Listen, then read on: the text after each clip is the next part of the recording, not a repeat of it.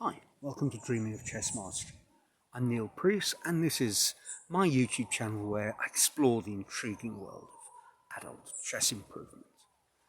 Last week, I was looking at the extraordinary streaming phenomena and adult chess improvement story that is Tyler1. I'm not going to rehash the whole video, obviously, but just in case you missed it, Tyler1 is a professional gamer, League of Legends streamer extraordinaire with more than 3 million followers. But about a year ago, he was playing in PogChamps and the chess bug bit him. In only 10 months, he took his chess.com rapid rating from a depressing low point of 200 to the heady heights of 1960. Now, that is astonishing. Yes, fast improvement is possible at the lower end, but in only a year to get up to nearly 2,000, albeit a chess.com rapid rating, is, well, almost unprecedented. Now, how did he do it? An exceptional amount of hard work, playing, grinding all the time.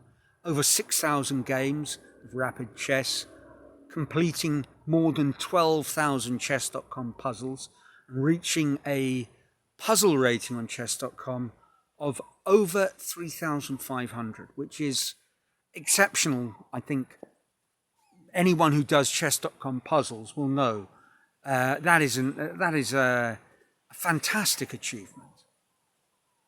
But there was something that I think when I saw the videos about him that really caught my eye and probably a shocking point. He only played one opening. What was that, you ask? The London system? No, although we'll be talking about that a little bit later on. He was playing the cow. I think it was brought to public attention, popularity, notoriety by the streamer Anna Cramling. And the cow is e3, d3, knight e2, knight g3, and if given half a chance, you'll play knight b2 and knight b3. It's a dreadful opening, and having spoken in general about Tyler's chess progress, I really thought it was worth digging in to how we can apply this cornerstone of his chess improvement to our own chess improvement journey. I think the secret is that it is the cow, whilst a terrible opening, it is nonetheless a system opening. You play the same system, the same set of moves, almost regardless of what your opponent does.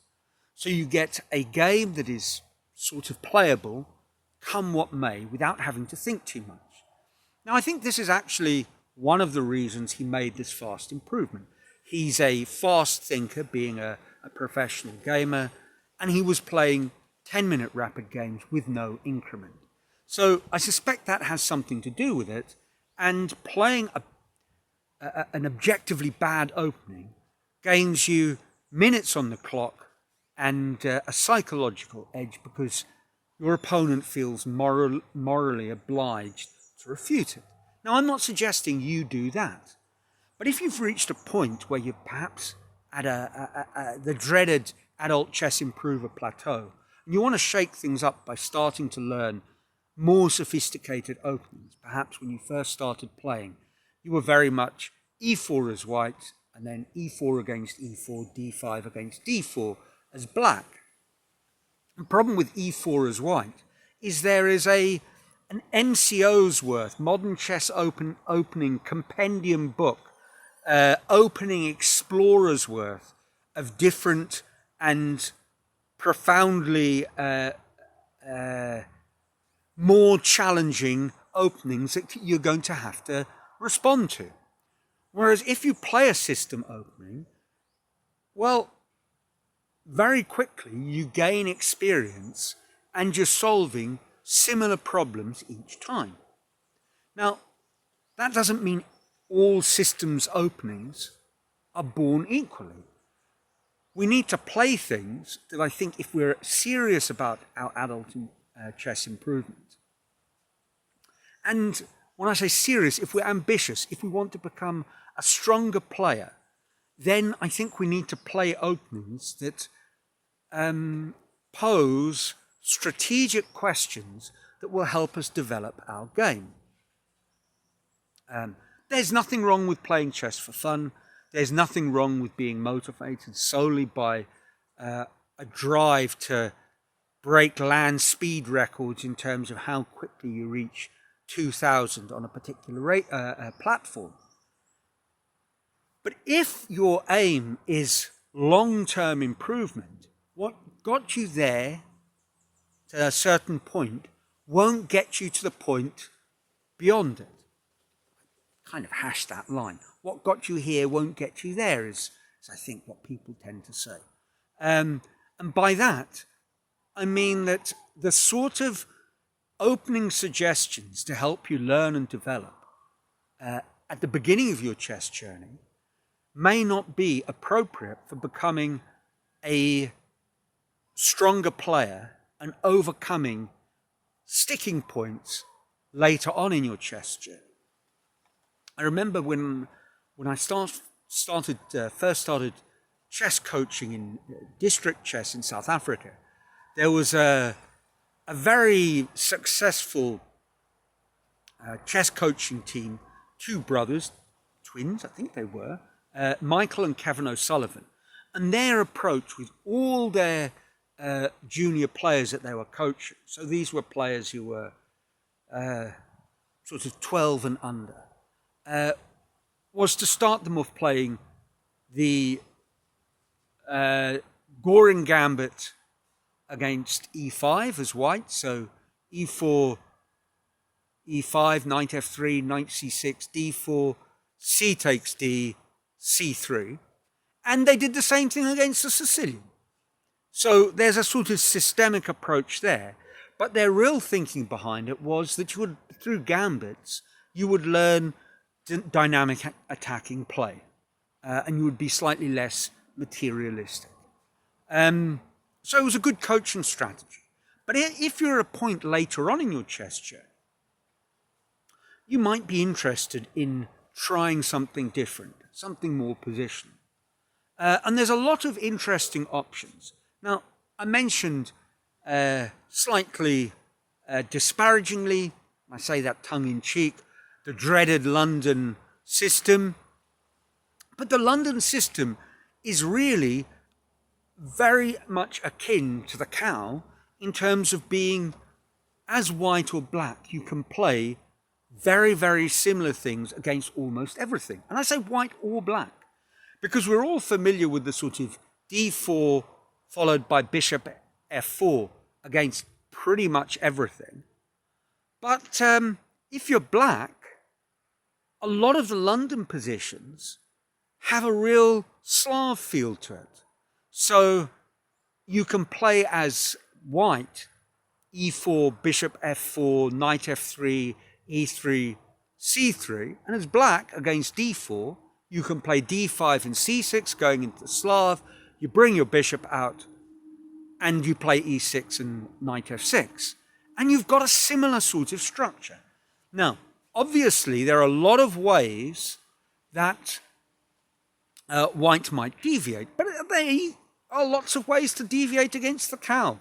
But limiting your options and getting relatively similar structures will allow you to build up a positional feel. And unlike the case of the cow, in the case of Slav structures, these are systems that will allow you to follow on in terms of your opening knowledge right up to master level, very popular amongst the strongest grandmasters, and will bring out strategic themes that are of immense value to you on your learning or in your learning journey.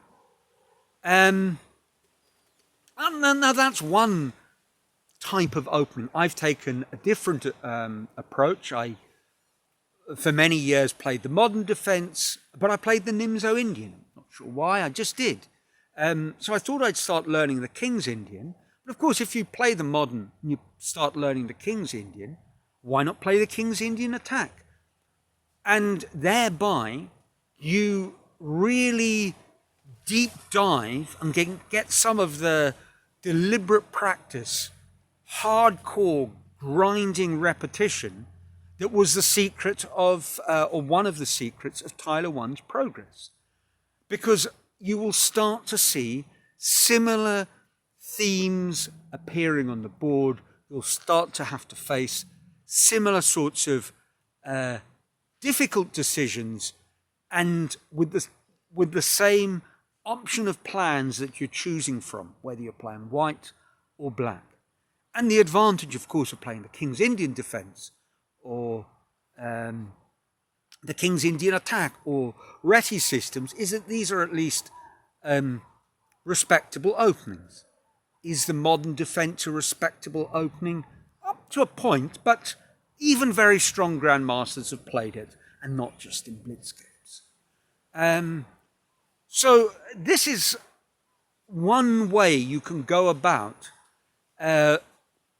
approximating Tyler1's strategy for chess improvement. And I would recommend this kind of dive into openings being one where you commit, as boring as it might seem, to playing the same thing all the time for 6 months to a year. Blitz, well, reviewing your games, that's an important point. Rapid, classical, no matter, play the same games, the same systems every time. If you fancy something a little different, or maybe you come from a different opening background, different opening experience, actually there's a third one, third alternative that I'm going to suggest, which I came across in a recent video series by the YouTuber Benedictine. And these are kind of Philidor sorts of structures. So as white, you might play e4, knight f3, d3, c3, bishop e2 against pretty much anything. As black, you will play pretty much that against e5, and against d4, you go into an old Benoni sort of setup. Now, as always, you're going to have to pick up a few subtleties, but as with the other two examples of a systemic approach to openings, you're going to eliminate that problem of having to find a new plan, solve a completely novel problem early on in the game, which is something that can very easily happen when you're playing a variety of different openings and ones where perhaps your opponent's range of replies is not as limited in scope. Now, I'm not guaranteeing that if you do this, you're going to have Tyler1's, unprecedented rate of improvement. But I do believe that if you take this systemic approach, subject your games to careful analysis, start building up your repertoire based on your own games, one move at a time, and think that it will be hard not to see at least some sort of modest improvement. So there we are. That's, I think, a valuable takeaway that we can all put into practice in our own adult chess improvement journeys without perhaps subjecting ourselves to the excess, the lunacy that seems to be the story of Tyler1. So that's it for this week. Trust you're enjoying your chess. And until next week, keep on playing, keep on improving, or at least keep on the path of learning, the path of mastery.